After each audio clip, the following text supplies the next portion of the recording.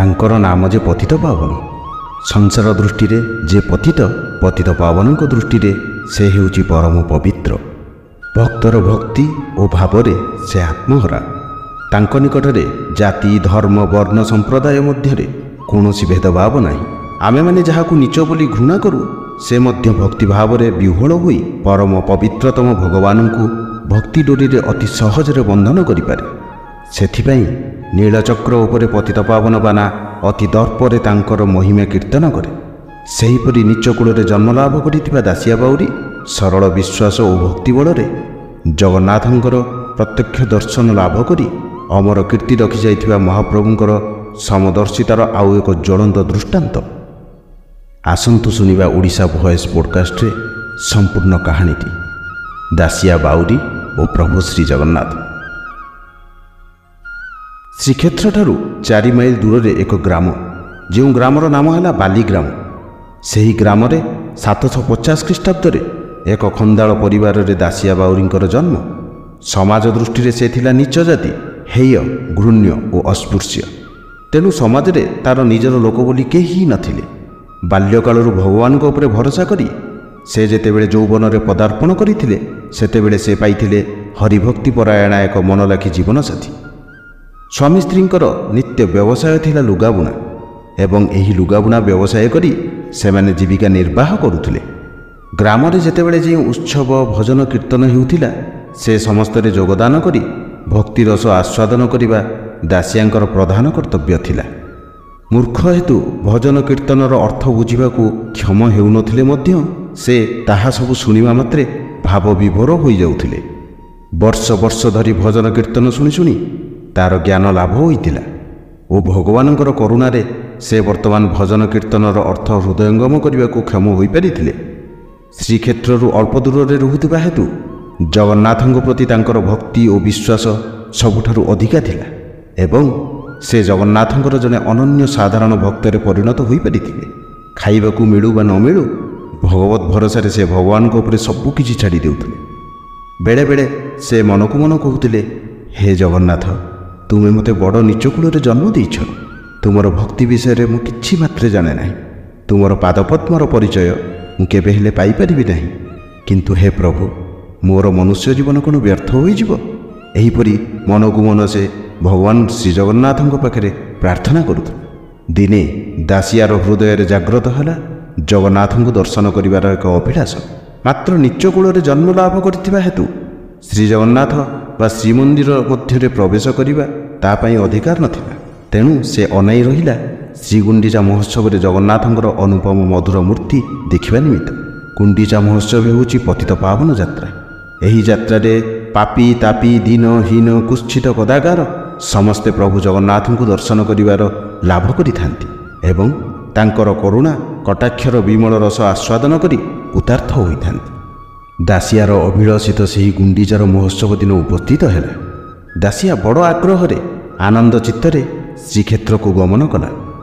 ଯେତେବେଳେ ଗୁଣ୍ଡିଚା ମନ୍ଦିର ଅଭିମୁଖୀ ନନ୍ଦିଘୋଷ ରଥ ଉପରେ ମନମୋହନ ପ୍ରଭୁ ଶ୍ରୀଜଗନ୍ନାଥଙ୍କୁ ସେ ଦର୍ଶନ କଲା, ସେତେବେଳେ ତାର ନେତ୍ରକୋଣରୁ ଆନନ୍ଦାଶ୍ରୁ ଝରିବାକୁ ଲାଗିଲା। ବିଶେଷତଃ ଜଗନ୍ନାଥଙ୍କର ସୁଦୃଶ୍ୟ ବିଶାଳ ଚକାନେତ୍ର ଦ୍ୱୟ ଦେଖି ସେ ଆତ୍ମବିଭୋର ହୋଇପଡ଼ୁଥିଲା। ଯେତେବେଳେ ଚକ୍ଷୁ ମୁଦ୍ରିତ କରି ସେ ଧ୍ୟାନସ୍ଥ ହୋଇପଡ଼ିଲା, ସେତେବେଳେ ସେ ଦେଖିଲା ଶଙ୍ଖ, ଚକ୍ର, ଗଦା, ପଦ୍ମ ବିଭୂଷିତ ନୀଳକାନ୍ତମଣି ସଦୃଶ ସୁନ୍ଦର ଅବୟବଯୁକ୍ତ ଭକ୍ତବତ୍ସଳ ପ୍ରଭୁ ଶ୍ରୀଜଗନ୍ନାଥଙ୍କର ହାସ୍ୟ ମୁଖରେ ତା ଆଡ଼କୁ କରୁଣାପୂର୍ଣ୍ଣ ଦୃଷ୍ଟିପାତ କରି ଅନେଇ ରହିଛନ୍ତି ଏବଂ ପ୍ରେମରସ ଦାନ କରୁଛନ୍ତି। ଭଗବାନଙ୍କର ଏପରି କରୁଣାଯୁକ୍ତ ଦର୍ଶନରେ ଦାସିଆ ଭାବ ବିହ୍ୱଳ ହୋଇ ଗଦଗଦ କଣ୍ଠରେ କହିବାକୁ ଲାଗିଲା, ହେ ପତିତ ପାବନ, ହେ ମୋର ପ୍ରଭୁ, ତୁମେ ଯେତେବେଳେ ଦୟାପୂର୍ବକ ମୋତେ ତୁମର ଦେବ ଦୁର୍ଲଭ ଦର୍ଶନ ଦାନ କରିଛ, ମୁଁ ଆଉ ବର୍ତ୍ତମାନ ପତିତ ଶ୍ରେଣୀଭୁକ୍ତ ନୁହେଁ। ହେ ପ୍ରଭୁ, ତୁମ ପରି ପତିତ ପାବନକୁ ଦର୍ଶନ କରି କେହି କେବେ କ'ଣ ପତିତ ରହିପାରେ? ଯଦି ବର୍ତ୍ତମାନ ସୁଦ୍ଧା ମୁଁ ପତିତ ଅଛି, ହେ ଜଗତର ନାଥ ଜଗନ୍ନାଥ, ମୋତେ ସର୍ବପ୍ରଥମେ ଉଦ୍ଧାର କରି ତୁମର ପତିତ ପାବନ ନାମକୁ ସାର୍ଥକ କର। ହେ ଦୟାମୟ, ତୁମର ଦୟାରୁ ମୁଁ ତୁମର ଦୟାର ପାତ୍ର ହୋଇପାରିଛି। ମୋତେ ତୁମେ କେବେ ହେଲେ ନିରାଶ କର ନାହିଁ। ହେ ପ୍ରଭୁ, ମୁଁ ତୁମର ଅଧମ ସନ୍ତାନ। ମୋର ସମସ୍ତ ପାପତାପ ଦୂର କରି ମୋତେ ଏ ଭବ ସଂସାରରୁ ଉଦ୍ଧାର କର।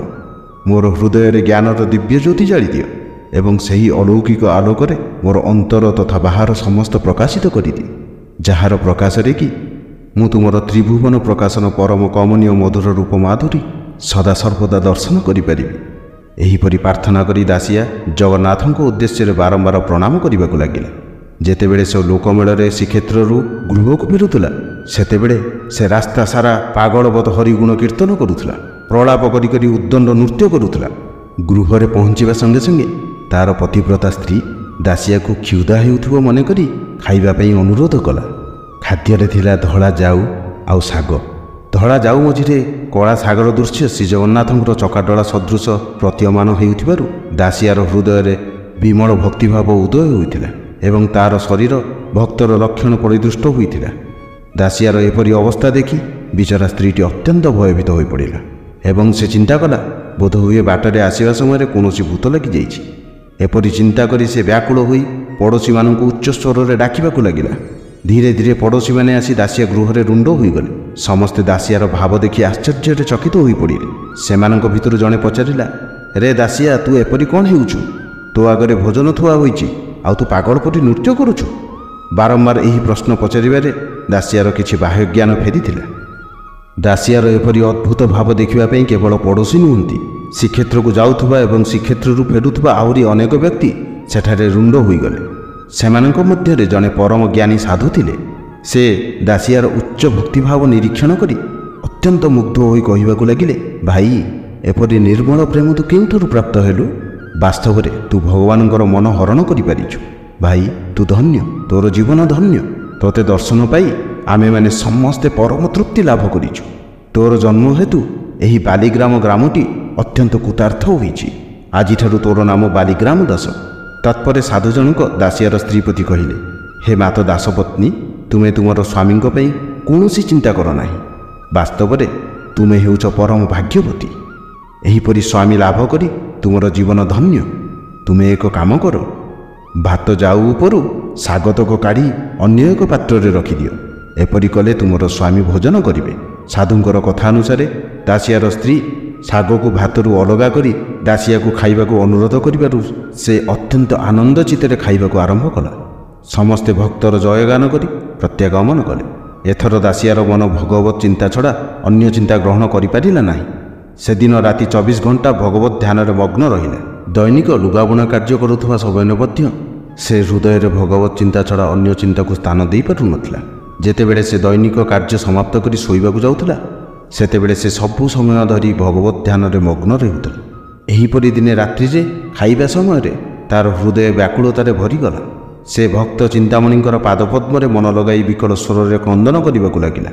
କାନ୍ଦି କାନ୍ଦି ସେ ଜଗନ୍ନାଥଙ୍କୁ ବିକଳ ହୋଇ ପ୍ରାର୍ଥନା କଲା, ପ୍ରଭୁ, ସତେ କ'ଣ ମୋ ଉପରେ ତୁମର କୃପା କଟାକ୍ଷପାତ ହେବ ନାହିଁ? ସତେ କ'ଣ ତୁମର ଶଙ୍ଖଚକ୍ରଧର ମନମୋହନ ବେଶ ମୋର ଅପବିତ୍ର ନେତ୍ର ଦର୍ଶନ କରିବ ନାହିଁ? ଏ ଅଧମ ଦାସିଆ ପ୍ରତି କ'ଣ ତୁମର କରୁଣା ହେବ ନାହିଁ ପ୍ରଭୁ? ଏହିପରି ପ୍ରାର୍ଥନା କରିବା ସମୟରେ ତାର ଚିତ୍ତ ଅସ୍ତବ୍ୟସ୍ତ ହୋଇଉଠିଲା। ଜଳହୀନ ମତ୍ସ୍ୟ ପରି ସେ ଶଯ୍ୟା ଉପରେ ଛଟପଟ ହେବାକୁ ଲାଗିଲା। ଦାସିଆର ଅବସ୍ଥା ଏପରି ଉଚ୍ଚ ସ୍ତରରେ ଉପନୀତ ହେଲା, ଯାହାକୁ ବର୍ଣ୍ଣନା କରିବା ପାଇଁ କୌଣସି ଭାଷାକ୍ଷମ ହୋଇପାରିବ ନାହିଁ। ଭକ୍ତ ହୃଦୟର ଭାବ କେବଳ ଭାବଗ୍ରାହୀ ଭଗବାନ ହିଁ ବୁଝିପାରନ୍ତି। ଜାତି, ଧର୍ମ, ବିଦ୍ୟା, ବୁଦ୍ଧି ଓ କୁଳ ଆଚାରର ସେ ଅପେକ୍ଷା କରନ୍ତି ନାହିଁ। ହୃଦୟର ପ୍ରେମ ଆହ୍ୱାନ ଶୁଣି ସେ ଭକ୍ତ ନିକଟରେ ଉପନୀତ ହୋଇ ତାକୁ ପ୍ରେମାଲିଙ୍ଗନ କରନ୍ତି। ଆଜି ମଧ୍ୟ ଦାସିଆର ପ୍ରେମ ଆହ୍ୱାନରେ ଭକ୍ତପ୍ରିୟ ପ୍ରଭୁ ଶ୍ରୀ ଜଗନ୍ନାଥ ତା ନିକଟରେ ଉପସ୍ଥିତ ହେଲେ। ଦାସିଆର ପ୍ରେମାବେଶ ହଠାତ୍ ବନ୍ଦ ହୋଇଗଲା। ମୁଦ୍ରିତ ନେତ୍ର ଖୋଲିବାକୁ ଲାଗିଲା ଏବଂ ସେ ନିଜର ଚକିତ ମୁଗ୍ଧ ନେତ୍ରରେ ମନମୋହନ ଶ୍ରୀହରିଙ୍କୁ ମନ୍ଦ ମନ୍ଦ ହାସ୍ୟ ମୁଖରେ ଦେଖିବାକୁ ପାଇଲା। ବହୁ ସମୟ ଧରି ସେ କେବଳ ମନ୍ତ୍ରମୁଗ୍ଧ ନେତ୍ରରେ ଅନାଇ ରହିଲା ଚିର ପିପାସିତ ଦେବ ଦୁର୍ଲଭ ସେହି କରୁଣାଘନ ପତିତ ପାବନଙ୍କୁ। ତତ୍ପରେ ସେ ଦୁଇ ହାତ ଯୋଡ଼ି ପ୍ରେମାଶ୍ରୁ ଧାରା ବୁହାଇ କହିଲା, ଦୟାମୟ, ଯେଦିନ ଆପଣ ରଥଯାତ୍ରା ସମୟରେ ଯେଉଁ ଦିବ୍ୟ ମୂର୍ତ୍ତିରେ ମୋତେ ଦର୍ଶନ ଦେଇଥିଲେ, ଆଜି ମୁଁ ଠିକ୍ ସେହି ତେଜପୁଞ୍ଜ ଅଲୌକିକ ମୂର୍ତ୍ତିରେ ଆପଣଙ୍କର ଦର୍ଶନ ପାଉଛି। ବାସ୍ତବରେ ଆପଣ ବଡ଼ ଦୟାଳୁ, ଦୟାର ସାଗର। ପ୍ରଭୁ, ଆପଣ ଅସହାୟର ସହାୟ, ଅଶରଣର ଶରଣ ଏବଂ ଅନାଥର ସ୍ୱାମୀ। ସୁର, ଅସୁର, ଗନ୍ଧର୍ବ, କିନ୍ନର ଆଦି ଆପଣଙ୍କର ଦର୍ଶନ ପାଇଁ ବ୍ୟାକୁଳିତ ଭାବ ଦେଖାଇଥାନ୍ତି। ମାତ୍ର ଆପଣ ଆଜି ମୋ ଉପରେ ଦିନହୀନ, ଜ୍ଞାନ ଶକ୍ତିବିହୀନ କାଙ୍ଗାଳର ଘରେ ଉପସ୍ଥିତ ହୋଇଛନ୍ତି। ମୁଁ କିପରି ଆପଣଙ୍କର ସତ୍କାର କରିବି ପ୍ରଭୁ? ପ୍ରେମୀ ଭକ୍ତର ପ୍ରେମ ଗଦ୍ଗଦ୍ ବାକ୍ୟରେ ପ୍ରେମମୟ ଭଗବାନ ହସି ହସି ମଧୁର ବାକ୍ୟରେ କହିଲେ, ହେ ମୋ ପ୍ରିୟ ଭକ୍ତ, ନିଚ ହେଉ ବା ଉଚ୍ଚ ହେଉ, ଯିଏ ମୋତେ ଭକ୍ତି କରେ, ପ୍ରେମ କରେ, ସେ ହେଉଛି ମୋର ସବୁଠାରୁ ପ୍ରିୟ। ଯେଉଁ ଲୋକ ସ୍ୱର୍ଗ ସୁଖ କିମ୍ବା ଅନ୍ୟ କୌଣସି ପାର୍ଥିବ ପଦାର୍ଥ ପାଇବା ପାଇଁ ମୋର ଉପାସନା କରେ ବା ପ୍ରେମ ପ୍ରଦର୍ଶନ କରେ, ସେ ମୋର ଦିବ୍ୟ ଅନୁଭୂତି ଲାଭରୁ ବଞ୍ଚିତ ହୁଏ। ଆଉ ଯିଏ ନିଷ୍କାମ ଭକ୍ତିରେ ମୋତେ ଭଜନ କରେ, ତା ପାଇଁ ମୁଁ ମୋର ସର୍ବସ୍ୱ ଅର୍ପଣ କରେ। ମୁଁ ତୁମର ବିଶୁଦ୍ଧ ଭକ୍ତିରେ ଅତ୍ୟନ୍ତ ପ୍ରୀତ ହୋଇଛି ଏବଂ ତୁମର ପ୍ରେମ ଡୋରିରେ ବନ୍ଧା ହୋଇ ଏଠାକୁ ଆସିବାକୁ ବାଧ୍ୟ ହୋଇଛି। ହେ ମୋର ପରମ ପ୍ରିୟ ଭକ୍ତ ଦାସିଆ, ଆଜି ତୁମ ଉପରେ ମୁଁ ବହୁତ ପ୍ରସନ୍ନ ହେଉଛି। ହୃଦୟ ଖୋଲି ଯାହା ମାଗିବା କଥା ମାଗିନିଅ। ତୁମ ପାଇଁ ମୋର ମଧ୍ୟ ହୃଦୟ ମୁକ୍ତ। ଭଗବାନଙ୍କର ମଧୁର ବାକ୍ୟ ଶ୍ରବଣ କରି ଦାସିଆ ପ୍ରେମ ବିହ୍ୱଳ ହୋଇ କହିଲା, ହେ ପ୍ରଭୁ, ସମସ୍ତ ଐଶ୍ୱର୍ଯ୍ୟର ଆଧାର ସାକ୍ଷାତ ସଚ୍ଚିଦାନନ୍ଦ ଘନ ତୁମକୁ ଲାଭ କରି ମୋର ଆଉ କ'ଣ ଅଭିଳାଷ ଥାଇପାରେ। ହେ ଜଗତର ନାଥ ଜଗନ୍ନାଥ, ତୁମର ଚରଣାରବିନ୍ଦ ଦର୍ଶନ କରୁ କରୁ ଏ ପ୍ରାଣପକ୍ଷୀ ଯେପରି ଉଡ଼ି ଚାଲିଯିବ। କେବଳ ଏତିକି ମୋର ଇଚ୍ଛା ପ୍ରଭୁ। ଯଦି ଆଉ କିଛି ଦାନ କରିବାକୁ ତୁମର ଅଭିଳାଷ, ତେବେ ହେ ପତିତ ପାବନ, ଏହି ଶୁଭ ଆଶୀର୍ବାଦ କର, ଯେପରି ମୋର ମନ ଭ୍ରମର ସଦାସର୍ବଦା ତୁମର ପାଦପଦ୍ମର ମଧୁର ମକରନ୍ଦ ପାନ କରୁଥିବ ଏବଂ ଯେତେବେଳେ ମୁଁ ତୁମକୁ ଧ୍ୟାନ କରୁଥିବି, ସେତେବେଳେ ତୁମର ଏହି ତ୍ରିଭୁବନ ସୁନ୍ଦର ରୂପମାଧୁରୀ ଦର୍ଶନ କରୁଥିବି। ତଥାସ୍ତୁ। ବାକ୍ୟରେ ଭଗବାନ ଭକ୍ତକୁ ସନ୍ତୁଷ୍ଟ କରି ଅନ୍ତର୍ହିତ ହୋଇଗଲେ। ଦାସିଆର ଭାବ ବିହ୍ୱଳତା ସମ୍ପୂର୍ଣ୍ଣ ଭାବରେ ଲୋପ ପାଇନଥିଲା। ତଥାପି କର୍ମର ଆହ୍ୱାନରେ ପୂର୍ବ ଦିନରୁ ବୁଣିଥିବା ଲୁଗା ଖଣ୍ଡିକ ଧରି ସେ ବ୍ରାହ୍ମଣ ଗୃହରେ ଉପସ୍ଥିତ ହେଲା ବିକ୍ରୟ ନିମିତ୍ତ। ବ୍ରାହ୍ମଣ ଲୁଗା ଖଣ୍ଡିକ ରଖି ଲୁଗାର ମୂଲ୍ୟ ଆଣିବାକୁ ଯିବା ପରେ ହଠାତ୍ ଦାସିଆର ଦୃଷ୍ଟି ପଡ଼ିଲା ଗୃହ ଆଗରେ ଥିବା ଏକ ନାରିକେଳ ବୃକ୍ଷ ଉପରେ। ବୃକ୍ଷରେ ଗୋଟିଏ ଅତି ସୁନ୍ଦର ନାରିକେଳ ସେ ଦେଖିବାକୁ ପାଇଲା। ନାରିକେଳଟିର ହୃଷ୍ଟପୁଷ୍ଟତା ଦେଖି ପ୍ରଭୁ ଶ୍ରୀଜଗନ୍ନାଥଙ୍କୁ ତାହା ଅର୍ପଣ କରିବା ପାଇଁ ଦାସିଆ ମନରେ ଏକ ଅସ୍ପଷ୍ଟ ଇଚ୍ଛା ଜାତ ହେଲା। ବ୍ରାହ୍ମଣ ଲୁଗାର ମୂଲ୍ୟ ଆଣିଦେବା ସମୟରେ ସେ କହିଲା, ମହାଶୟ, ଦୟାକରି ଆପଣ ମୋତେ ଏହି ନଡ଼ିଆକୁ ଦିଅନ୍ତୁ ଓ ତାର ମୂଲ୍ୟ କାଟିକରି ବାକି ପଇସା ଫେରାନ୍ତୁ। ବ୍ରାହ୍ମଣ ଦାସିଆର ଆଗ୍ରହ ଦେଖି ଅଧିକ ପଇସା ପାଇବା ଇଚ୍ଛାରେ କହିଲା, ଏହି ହେଉଛି ଗଛର ପ୍ରଥମ ଫଳ। ପ୍ରଥମ ଫଳକୁ ଦେବା ପାଇଁ ମୋର ଆଦୌ ଇଚ୍ଛା ନୁହେଁ, ମାତ୍ର ତୋର ଆଗ୍ରହ ଦେଖି ତାହା ମୁଁ ତୋତେ ଦେବି। ତୁ କେତେ ମୂଲ୍ୟ ଦେବୁ? ବ୍ରାହ୍ମଣର ଅନୁକୂଳ ବାକ୍ୟରେ ଦାସିଆ ଅତ୍ୟନ୍ତ ଖୁସି ହୋଇ କହିଲା, ଆପଣଙ୍କର ଯେତେ ପଇସା ମୁଁ ଦେବାକୁ ରାଜି ଅଛି। ବ୍ରାହ୍ମଣ ସୁଯୋଗ ପାଇ ନଡ଼ିଆର ମୂଲ୍ୟ ଲୁଗା ମୂଲ୍ୟ ସହିତ ସମାନ କରି ସମସ୍ତ ପଇସା ରଖିଲା ଓ ନଡ଼ିଆଟି ତୋଳି ଦାସିଆକୁ ଧରାଇ ଦେଲା। ଅତ୍ୟନ୍ତ ଉଲ୍ଲାସ ଚିତ୍ତରେ ନାରିକେଳ ଗ୍ରହଣ କରି ଦାସିଆ ନିକଟସ୍ଥ ପୁଷ୍କରିଣୀରେ ସ୍ନାନ କରିବାକୁ ଗଲା ଏବଂ ସ୍ନାନ କରି ଗୃହକୁ ଫେରୁଥିବା ସମୟରେ ଆଉ ଜଣେ ବ୍ରାହ୍ମଣକୁ ଦେଖିବାକୁ ପାଇଲା। ଉକ୍ତ ବ୍ରାହ୍ମଣ ଭୋଗ ସାମଗ୍ରୀ ଧରି ଶ୍ରୀକ୍ଷେତ୍ରକୁ ଯାଉଥିଲେ। ଶ୍ରୀକ୍ଷେତ୍ରଗାମୀ ବ୍ରାହ୍ମଣଙ୍କୁ ଦେଖି ଦାସିଆ ଦ୍ୱିଗୁଣିତ ଆନନ୍ଦିତ ହୋଇ ଅନୁରୋଧ କଲା, ହେ ମହାମାନ୍ୟ, ଆପଣ ଭଗବାନଙ୍କୁ ପୂଜା କରିବାକୁ ଯାଉଛନ୍ତି। ଆପଣଙ୍କୁ ଉପଯୁକ୍ତ ସମୟ ଦେଖି ମୁଁ କୃତାର୍ଥ ହୋଇଛି। ଆପଣ ଦୟାକରି ମୋର ଏହି ନଡ଼ିଆଟି ନେଇ ଶ୍ରୀଜଗନ୍ନାଥଙ୍କୁ ଅର୍ପଣ କରିବେ। ମାତ୍ର ମୋର ଆଉ ଗୋଟିଏ ନିବେଦନ, ଆପଣଙ୍କର ଭୋଗ ସାମଗ୍ରୀ ସହିତ ମୋର ଶ୍ରୀଫଳଟି ଭଗବାନଙ୍କୁ ଭୋଗ ନ ଲଗାଇ ଆପଣଙ୍କର ସମସ୍ତ କାର୍ଯ୍ୟ ସମାପ୍ତ ହେବା ପରେ ଗରୁଡ଼ ସ୍ତମ୍ଭ ନିକଟରେ ଛିଡ଼ା ହୋଇ ଭଗବାନଙ୍କୁ ସ୍ମରଣ ପୂର୍ବକ କହିବେ, ହେ ପ୍ରଭୁ, ଦାସିଆ ବାଉରୀ ଆପଣଙ୍କ ପାଇଁ ଏହି ନାରିକେଳ ପଠାଇଛି, ଏହା ଗ୍ରହଣ କରନ୍ତୁ। ମହାରାଜ, ଭଗବାନଙ୍କୁ ଏହିପରି କହି ଆପଣ ଧ୍ୟାନ କରି ଚୁପଚାପ ସେଇଠାରେ ଛିଡ଼ା ହେବେ। ଆପଣଙ୍କର ପ୍ରାର୍ଥନାରେ ଯଦି ଭଗବାନ ଆପଣଙ୍କ ହାତରୁ ନାରିକେଳ ନ ନିଅନ୍ତି, ତେବେ ଏହି ବାଟରେ ଆସିବା ସମୟରେ ମୋର ଅକ୍ଷତ ନାରିକେଳଟି ମୋତେ ଫେରାଇ ଦେବେ। ମୋର ଏହି ବିନତି କେବେ ଭୁଲିଯିବେ ନାହିଁ। ଦାସିଆର ସରଳ ଓ ଅକପଟ ବିଶ୍ୱାସରେ ବ୍ରାହ୍ମଣଟି ମୁଗ୍ଧ ହୋଇ ତା କହିବା ମୁତାବକ କାର୍ଯ୍ୟ କରିବ ବୋଲି କହି ଶ୍ରୀକ୍ଷେତ୍ର ଗମନ କଲା। ଦାସିଆଟି ନଡ଼ିଆ ଦେଇ ଆନନ୍ଦ ଚିତ୍ତରେ ଗୃହକୁ ପ୍ରତ୍ୟାଗମନ କଲା। ସେଦିନ ଗୃହରେ ଆହାର ନିମିତ୍ତ ଚାଉଳ କଣିକାଟିଏ ନଥିଲେ ମଧ୍ୟ ଦାସିଆର ସେଥିପ୍ରତି ଆଦୌ ଦୃଷ୍ଟି ନଥିଲା। ତେଣୁ ସ୍ୱାମୀ ସ୍ତ୍ରୀ ଦୁଇ ଜଣଙ୍କୁ ସେଦିନ ଉପବାସରେ କଟାଇବାକୁ ପଡ଼ିଲା। ଏଣେ ଜ୍ଞାନୀ ବ୍ରାହ୍ମଣ ଶ୍ରୀମନ୍ଦିରରେ ପହଞ୍ଚି ଷୋଡ଼ଶ ଉପଚାରରେ ଭଗବାନଙ୍କର ପୂଜା ସମାପ୍ତ କରି ଏବଂ ମହାପ୍ରସାଦ ଗ୍ରହଣ କରି ଫେରିବା ସମୟରେ ଗରୁଡ଼ ସ୍ତମ୍ଭ ନିକଟରେ ଛିଡ଼ା ହୋଇ ଭଗବାନଙ୍କ ଉଦ୍ଦେଶ୍ୟରେ କହିଲା, ହେ ପ୍ରଭୁ, ଆପଣଙ୍କ ପାଇଁ ଦାସିଆ ବାଉରୀ ଏ ଶ୍ରୀଫଳ ପଠାଇଛି।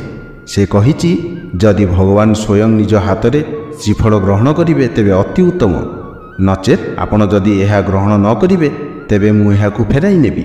ଆପଣଙ୍କର ଯାହା ଇଚ୍ଛା। ଏପରି କହି ବ୍ରାହ୍ମଣ ନେତ୍ର ବନ୍ଦ କରି ଧ୍ୟାନ କରିବାକୁ ଲାଗିଲା। ଭକ୍ତବତ୍ସଳ ଭଗବାନ ଅଦୃଶ୍ୟ କରମଣ୍ଡଳ ବର୍ଦ୍ଧିତ କରି ବ୍ରାହ୍ମଣ ହାତରୁ ନାରିକେଳଟି ଉଠାଇ ନେଲେ। ଏପରି ଅଦ୍ଭୁତ ଘଟଣା ଦର୍ଶନ କରି ବିଚରା ବ୍ରାହ୍ମଣ ଆଶ୍ଚର୍ଯ୍ୟଚକିତ ହୋଇପଡ଼ିଲା। ଭଗବାନଙ୍କର କରସ୍ପର୍ଶରେ ତାର ହୃଦୟରେ ଭକ୍ତିର ଲହରୀ ଖେଳିବାକୁ ଲାଗିଲା। ସେ ଭାବ ବିହ୍ୱଳ ହୋଇ ଗଦଗଦ କଣ୍ଠରେ ଭଗବାନଙ୍କର ମହିମା ଗାନ କଲା ଏବଂ ଦାସିଆ ବାଉରୀକୁ ସ୍ମରଣ କରିବାକୁ ଲାଗିଲା। ଧନ୍ୟ ଭକ୍ତ, ତୋର ଅଟଳ ବିଶ୍ୱାସକୁ ଧନ୍ୟ। ତୋତେ ଏବଂ ତୋର ଗର୍ଭଧାରୀ ଜନନୀକୁ ଧନ୍ୟ। ତୋ ପରି ଭକ୍ତକୁ କୋଳାଗ୍ରତ କରି ବାଲିଗ୍ରାମ ମଧ୍ୟ ଧନ୍ୟ। ପୁରୁଷୋତ୍ତମ ଜଗନ୍ନାଥ ତୋ ଉପରେ ପ୍ରସନ୍ନ ହୋଇଛନ୍ତି। ମୁଁ ମଧ୍ୟ ତୋର ପ୍ରେମପୂର୍ଣ୍ଣ ଶ୍ରୀଫଳ ଭଗବାନଙ୍କୁ ନିବେଦନ କରି ଧନ୍ୟ ହୋଇଛି। ମୁଁ ଆଉ କିପରି ତୋର ମହିମା ଗାନ କରିବି? ଧନ୍ୟ ତୋର ଜୀବନ, ଧନ୍ୟ ତୋର ଭକ୍ତି। ବିଦ୍ୟୁତ୍ ବେଗରେ ଏହି ସମାଚାର ଚତୁର୍ଦିଗରେ ପ୍ରସାରିତ ହୋଇଗଲା। ସମସ୍ତେ ଭକ୍ତକୁ ଧନ୍ୟବାଦ ଦେଇ କରୁଣାମୟ ଜଗନ୍ନାଥଙ୍କର ମହିମା ଗାନ କଲେ। ବ୍ରାହ୍ମଣ ହାତରୁ ଜଗନ୍ନାଥ ଶ୍ରୀଫଳ ଗ୍ରହଣ କରିବା ସମ୍ବାଦ ଯେତେବେଳେ ଦାସିଆ ପାଇଲା, ସେତେବେଳେ ତାର ଆନନ୍ଦର ସୀମା ରହିଲା ନାହିଁ। ସେ ବାରମ୍ବାର ଜଗତର ନାଥ ଜଗନ୍ନାଥ ପ୍ରଭୁ ଶ୍ରୀ ଜଗନ୍ନାଥଙ୍କର ଉଦ୍ଦେଶ୍ୟରେ ଭକ୍ତିପୂତ ପ୍ରଣାମ ନିବେଦନ କଲା। ଆଶା କରେ ଏ କାହାଣୀଟି ଆପଣଙ୍କୁ ବହୁତ ଭଲ ଲାଗିଥିବ। ଯଦି ଏ କାହାଣୀଟି ଆପଣଙ୍କୁ ଭଲ ଲାଗିଥିବ, ନିଶ୍ଚିତ ଭାବରେ ଓଡ଼ିଶା ଭଏସ୍ ପଡ଼କାଷ୍ଟକୁ ଫଲୋ କରନ୍ତୁ, ସବସ୍କ୍ରାଇବ୍ କରନ୍ତୁ, ଲାଇକ୍ କରନ୍ତୁ, ସେୟାର କରନ୍ତୁ। ସର୍ବେ ଭବନ୍ତୁ ସୁଖିନଃ, ସର୍ବେ ସନ୍ତୁ ନିରାମୟା, ସର୍ବେ ଭଦ୍ରାଣୀ ପଶ୍ୟନ୍ତୁ, ମା କଶ୍ଚିତ୍ ଦୁଃଖ ଭାଗ ଭବେ। ବନ୍ଦେ ଉତ୍କଳ ଜନନୀ।